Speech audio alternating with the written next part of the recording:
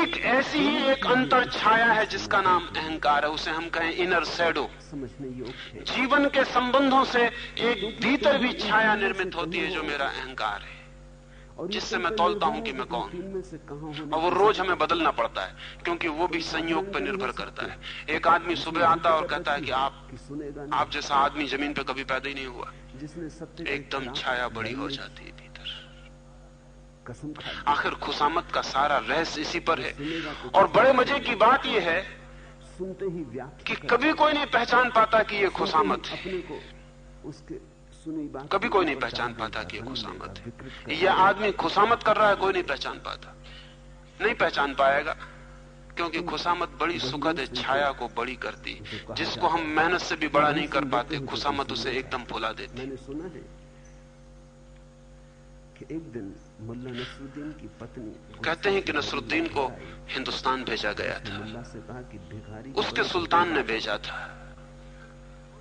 क्यों, क्या हो गया? नसरुद्दीन ने पूछा। बड़ी मुश्किल में पड़ गया नसरुद्दीन। की गर्दन में तख्ती लगी, हिंदुस्तान आया, सम्राट की तरफ से आया था, सम्राट के दरबार में आया था। पर्स में से 10 पैसे निकाल के उसके दान पत्र में डाल दिए, तो जानते ही कहने लगा, हिंदुस्तान के सम्राट के पास जाकर उसने कहा, अब तुम ही बताओ उसे कैसे मालूम कि धन है आप, हे पूर्णिमासी के चांद। और कहने लगा, तब तो वो वास्तव में अंधा है और जन्म। जो राजदूत था जिस मुल्क से नसरुद्दीन आया था, उसने फौरन अपने सम्राट को खबर की कि ये आदमी आपने कैसा भेजा है। इसने यहाँ के सम्राट को पूर्णिमासी का चांद कहा है, आपकी बेइज्जती हो गई। कैसे चलता? जब नसरुद्दीन पहुंचा तो सम्राट बहुत नाराज था। उसने कहा कि मैंने सुना है तुमने कहा कि पूर्णिमासी का चांद, मुझे छोड़कर और भी कोई पूर्णिमासी का चांद है? नसरुद्दीन ने कहा, आप दूज के चांद हैं, लेकिन पूर्णिमासी के बाद अमावस्या आती है, आपका भी बहुत विकास संभव है। आप समझे नहीं? नसरुद्दीन ने कहा कि मैंने क्यों पूर्णिमासी का चांद कहा। अब मौत करीब है उस आदमी की, मरेगा।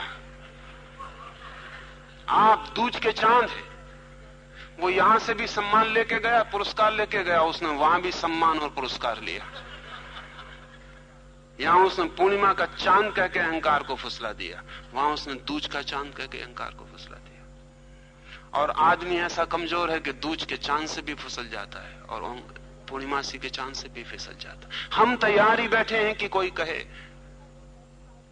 साधारण सी स्त्री को कोई कह देता है कि तुझसे सुंदर कोई भी नहीं, फिर वो आईने में अपनी शक्ल ही नहीं देखती, वो भरोसे कर लेती।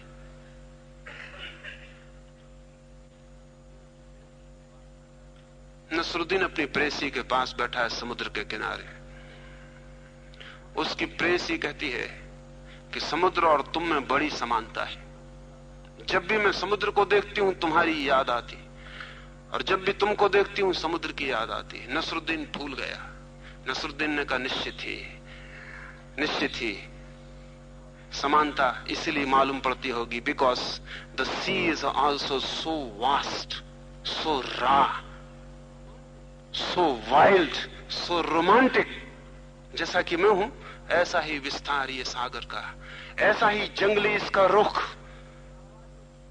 ऐसा ही कच्ची इसकी आवाजें, और ऐसा ही रूमानी।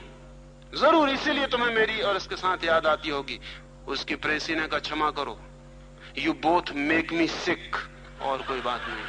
तुम दोनों को देख के मुझे मिचली आती और कुछ नहीं होता। यही समानता है।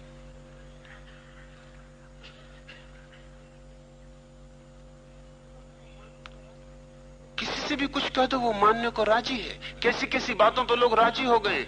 स्त्रियां राजी हैं कि उनकी आंखें मछलियों की तरह, किसी की आंखें नहीं मछली की तरह।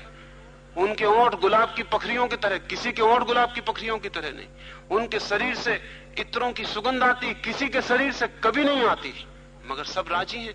कवि राजी हैं कहने को, सुनने वाले राजी हैं, स्वीकार करने वाले राजी हैं। कहानियां पुरानी, पिटी हुई कविताएं पुरानी, मरी हुई रोज कही जाती हैं और चलती चली जाती हैं। क्यों? वो इनर जो शैडो है, वो जो भीतर का अहंकार की छाया है, वो एकदम तृप्त होती है। कांटे से भी कहो कि तुम फूल हो, वो राजी हो जाता है, वो राजी हो जाता है।